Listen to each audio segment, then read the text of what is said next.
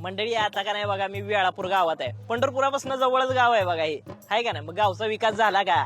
आमदार खासदार मंडळी इथे येते ती का? लोकांची विचारपूस करते ती का? जाणून घेतलं पाहिजे का नाही. कारण मी आहे कॉमन मॅन, म्हणजे सामान्य माणूस, आणि जनता बी आहे का नाही सामान्य माणूसच आहे.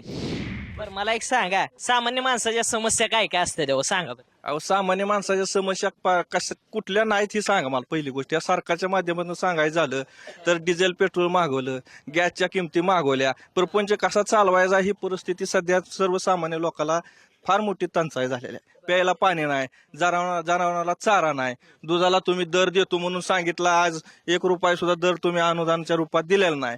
5-6 महिने झाले नुसतं 5 रुपये देतो म्हणला, अजून 1 रुपया तुम्ही दिलेला नाही. तरुणांच्या म्हणजे शैक्षणिक बाबतीत खूप अडचणी आहेत. त्यांना आता सध्याच्या युगात तरी त्यांना काही म्हणजे रोजगार मिळत नाहीये. असे बेहाल मुलं झालेली आहेत सगळी. नुसतं हे मोदी सरकारनं 4 वर्ष आणि 8 महिन्यात नुसता आश्वासनाचा नुसता पाऊसच पाडला. एक तर निसर्ग फसवते आणि मोदी सरकार पण असंच आश्वासन देऊन फसवते. बाहेर जायला लागते नोकरीसाठी, पुणे मुंबई. आम्ही इथं ग्रामीण भागातले, आम्हाला सगळं इथलं सोडून बाहेर जायला लागतं. तर इथं कुठं जवळ MIDC वगैरे आहे का? नाही, इथं MIDC नाहीये.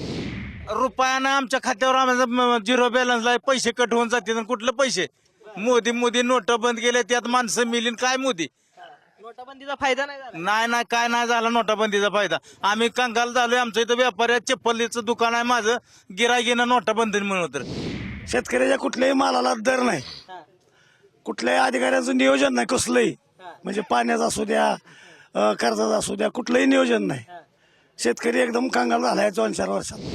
आधारला पॅन कार्ड लिंक करा आणि पॅन कार्डला आधार लिंक करा, ह्याच्याशिवाय व्यतिरिक्त त्यांनी काय दुसरं काय ह्या देशात केलेलंच नाही.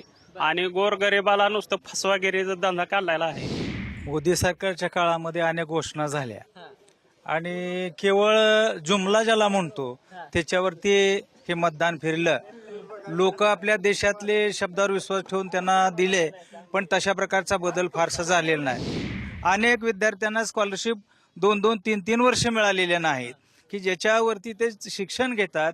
तशा प्रकारच्या बऱ्याचशा योजना ज्या आहेत त्याच्यामध्ये त्यांनी बंद केलेल्या आहेत. दुधाला 25 रुपये दर देतो म्हणले, पावती 25 रुपयाची निघते आणि 18 रुपयानंच बिल मिळालं जातं.